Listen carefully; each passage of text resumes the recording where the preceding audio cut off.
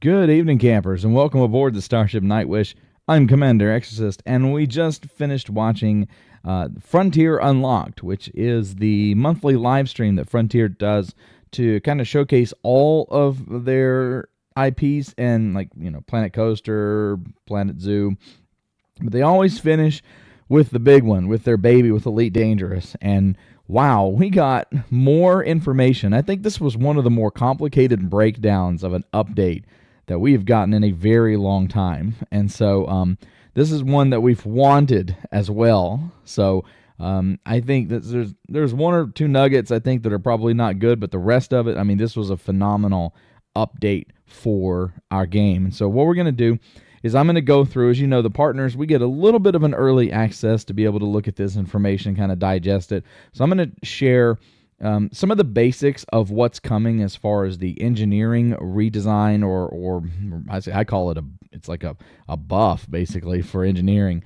And we'll talk about the Type-8, some release information, and some general updates as far as Elite going forward. But if you, as with everything else, if you haven't watched the live stream and you're not up to date and you really maybe don't want to know yet what's coming, want to be surprised, turn off now. Don't keep watching, because from this moment forward, there are no sacred cows. Everything is on the table, and we're going to start taking a look at the engineering upgrade in Elite Dangerous by first looking at the Thargoid War. Yes, going forward, from the time that this update goes live for engineering, which, by the way, is 7 August, next week, you will earn engineering materials from participation in the Thargoid War. If you work a system that is Thargoid controlled or under an invasion status, if you contribute to reclaiming a particular star system that is influenced or affected by the Thargoids, you can earn engineering materials. Now, what kind of engine materials can you earn? You know what you can earn? All of them. That's right. Grade 4 and 5. Raw and encoded manufactured engineering materials at this point have been just basically blasted open. Everything is available to everyone for these activities. So this is a really, really cool thing. Now, in classic Elite Dangerous, as I would call it, this would be a little bit of a terrifying thing to see, because the first thought would be, I'm going to have how many Medusas or how many Hydras am I going to have to kill to get 4 pieces of encoded data? Well, actually, the way this works is they've put it out in kind of a tier-based system, just like you would have with a community goal. So your top-tier commanders, your top 25%, are going to get 120 materials, engineering materials, not just random garbage, engineering-specific materials from their participation in reclaiming these systems. Now, the top 75% will get 50 materials, and the bottom 25 will get 18. Everyone who participates gets something. This, my friends, is how it should go. Now, they did a little bit of math, and this video is going to be heavy on the numbers. I'm going to try to keep it sane, but there are a lot of numbers involved in this update.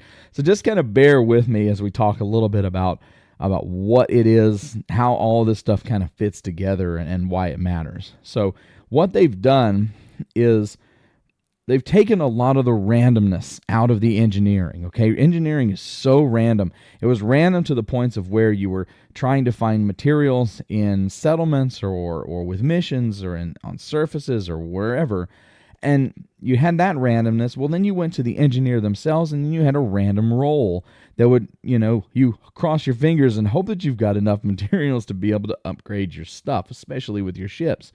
Well, they're changing a little bit of that. So going forward, a lot of things are very specific, and the randomization of a lot of it is taken out. So the way this works is they have cut back, and they've looked at each category of engineering material, and they're going to take 2 materials from each of those categories for a combined total of 6, okay? And so the way this math works, if you have a Tier 1 commander, they can expect 20 materials from 6 different types for a total of 120 for participation in those Thargoid-controlled or invasion systems. So if you participate in the Thargoid War and you're in that top 25%, you can guarantee that you're going to get 20 materials, 20 raw materials, 20 encoded materials, 20 manufactured materials. You're not just going to get a bunch of random stuff. You're going to get, it's broken down by categories. There's some randomness to it, but it's a lot less than it was before. So, and even the bottom 25, you're going to get something. So, even if you go in, say you go in and participate a little bit, you're kind of generating this you could almost generate like a passive income. Go in, do a little bit, and then, you'll get a few engineering materials here and there. Because probably one of the best things I saw with relation to this is individual material progress, your engineering collection progress carries over. It doesn't reset with the Tharg's Day tick. So if you're involved in a system and you go do something else, and Thursday comes and the tick happens, and that system still hasn't been taken back, and they're still working on it, you're not going to lose your progress. So that's fantastic. I wish more things in the game were like that, where your progress didn't kind of reset with relation to the war. But that is, holy crap, that's freaking cool. I'm excited about that one. Now we're talking about general engineering balances. Take a look at those numbers. The numbers on the screen are not a lie. Everything has been boosted. Everything. This is a huge buff for engineering materials gathering across the board. We'll start with that. Okay. So in some of the grade 4 and 5 farming locations, the crystal spires and stuff, you can spend hours and hours and hours finding 3 or 4 fragments of stuff to fill up your hold. Now your new payout is about 30 to 100 on average. I think the way that they kind of explained it is 100 is pretty much the height. So 100 is your limit. But between 30 and 100, so even if you got the minimum, you're getting 10 times as much as you were to start off with. It's a huge, huge payout. They've revamped Jameson's crash site. They've added additional scanning sites to Jameson. So there's further opportunities for us to go and get more of the encoded data material. I've never visited an Anaconda crash site for engineering materials, but apparently there's like exploding canisters and other stuff that you can pick up from them. They have increased the payout for those as well. And mission rewards. So mission rewards. You can get engineering materials from mission rewards. As a matter of fact, what you're seeing on the screen, the video in the background, is just a generic settlement run that I did for a weapons upgrade. And that is the best way to get stuff like weapons components and the tungsten armor, all the materials that you need. Tungsten carbide, this thing is what it's called. But the data is so hard to get for these upgrades. And so what they've done, so the best way to get that kind of material is to do missions, and you can get 4 or 5 different types of the material that you need from each mission.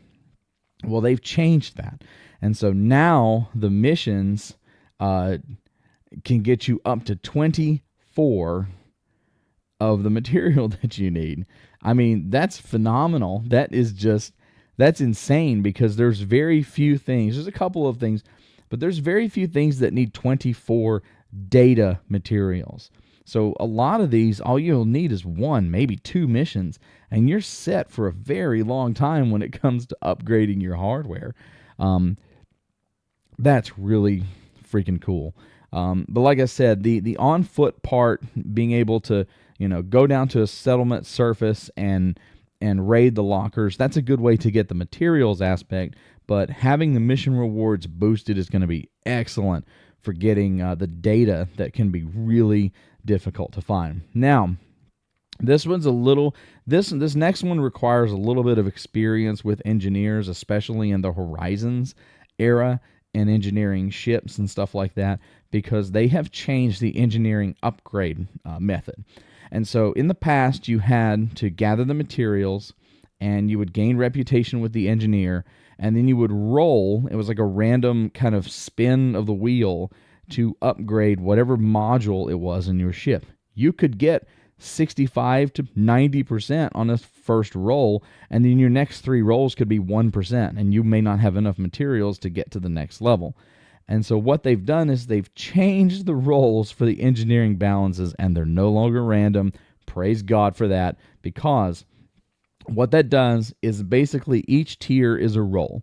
So if you want a tier 5, you need 5 rolls for that tier 5. And so and it's contingent on your reputation with the engineer. So like one of the engineers needs exploration data and the other needs this data and that. And so depending on what you sell to them, you can get access to further upgrades and experimental options for different modules. Getting rid of the randomness for this one is such a welcome change, because the problem you would have is you would go into this with maybe just enough materials, and you wouldn't roll. You wouldn't be able to roll and get the full upgrades. You have to go back out and collect more materials. And so it was a real pain in the butt to be able to do this. So getting rid of the randomness for that is super freaking welcome. Now let's talk about engineering balances and access. So this kind of sucks for those of us who throughout the years have struggled to get access to some of these engineers. Some of them are pretty bad. They have lowered the access requirements for several different engineers. Willington Beck needs cat media, multimedia, entertainment, and classical entertainment. Notice it says or. There's a couple of engineers out there that are like this. They'll have 3 things listed and this says or. That means you don't have to have 15 of each. You just need, like, if you found 15 cat media, that's all you need. But if you had a combination of the 3 of these up to 15, that's enough to be able to access that engineer. So they've lowered that one. It's pretty good. Kit Fowler is down. Opinion polls are down to 5 from 10, so it's a 50% cut. Very nice. Settlement defense plans suck. They're the worst engineering material. I'll fight anyone on that. They're the worst material in this game. Finding them is awful, and it's just awful, and I hate it.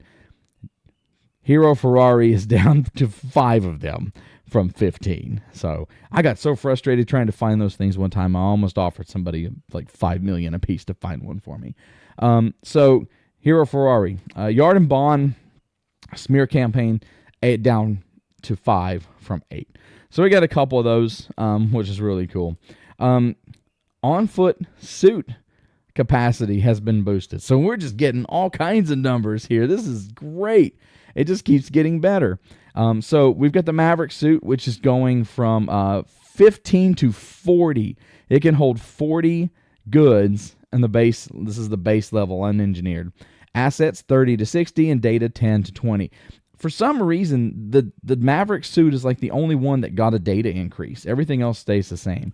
Artemis goes to 20 for goods, 40 for assets, stays at 10 for data, and the Dominator goes to 10 for goods, 20 for assets, and 10 for data.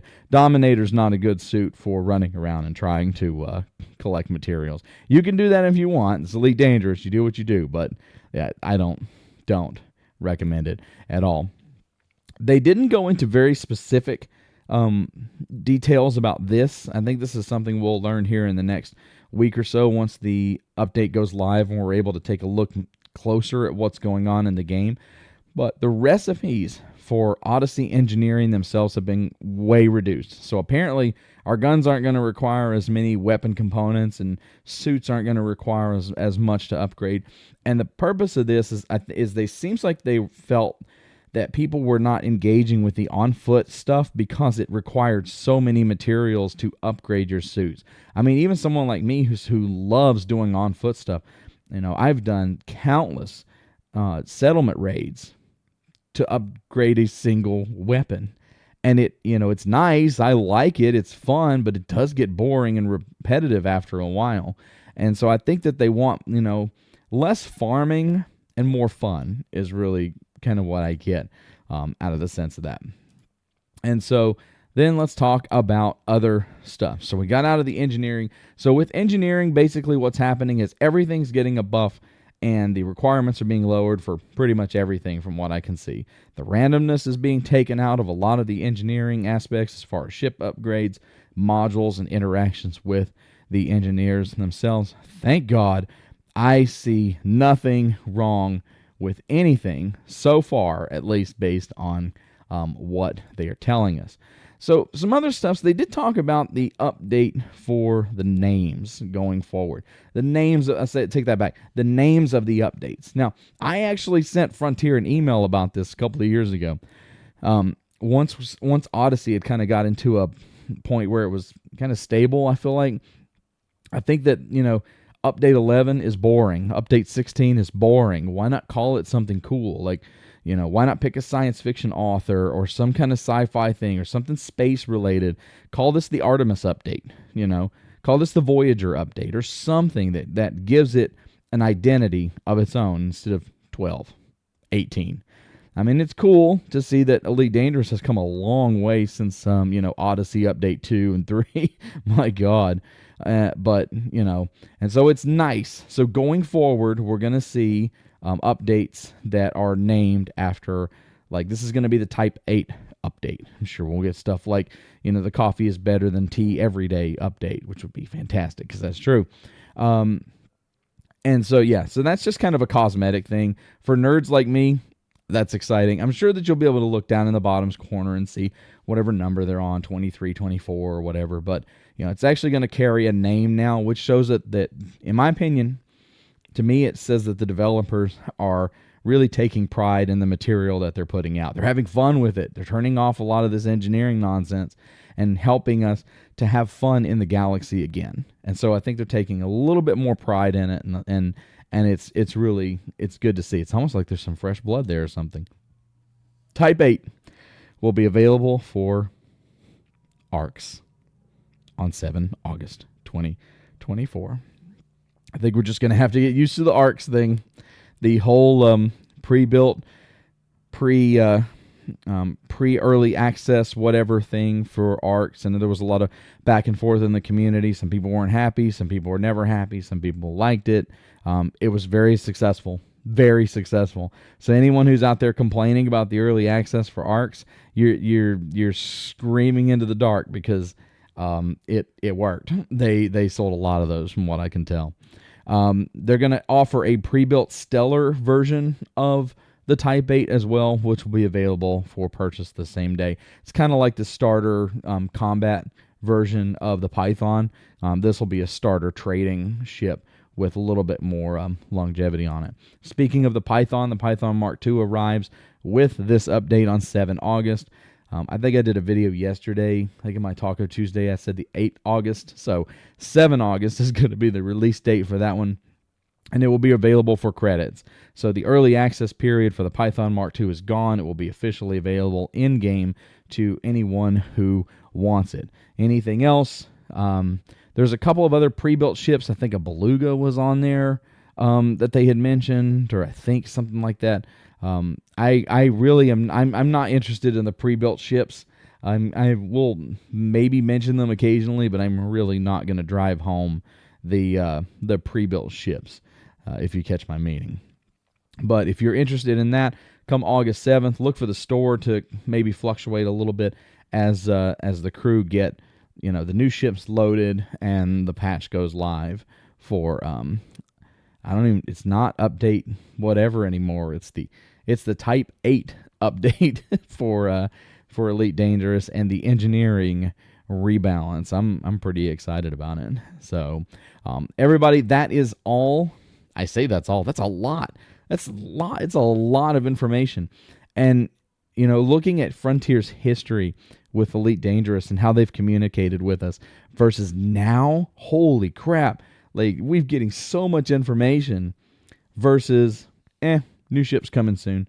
Take a look at this. Here's a picture of it. Like, how does it fly? Does it even fly? Like, does it fly in a straight line, or is it supposed to go to a curve like that? Like, we got nothing for the longest time. And I mean, we're getting some serious numbers. Like, kudos to the team at Frontier who are showing appreciation for the nerds in their community for breaking down these numbers, especially like the tier stuff, and sharing that with us so that we know why, Commander so-and-so is getting 120 materials for his participation in the Thargoid War. I mean, that's fantastic. So definitely excited about the future. We've still got 2 ships coming, and I don't know. No idea what's coming with that. Hopefully we'll hear something soon. But for the meantime, we've got the Python Mark II, which will be available for credits on the 7th. We've got the Type-8, which will be available for... I got to stop sighing into the microphone when I say arcs. I'm sorry. I'm trying not to be dramatic about it, but it's just irritating. But this is the way things go, I guess. So, but otherwise, hopefully more people will engage with the on-foot stuff as far with the engineering rebalance, because I think it's all good stuff. Anything that makes it easier for us to actually enjoy the game content versus running around shooting the same person 5 times because he's got a weapon. He may or may not have a weapon component that I need for my gun. It's such a welcome change. Hey, everybody. Thanks for hanging out with me today. I'm Commander Exorcist. Take care. Fly safe. And I will see you out there. Good night, everybody.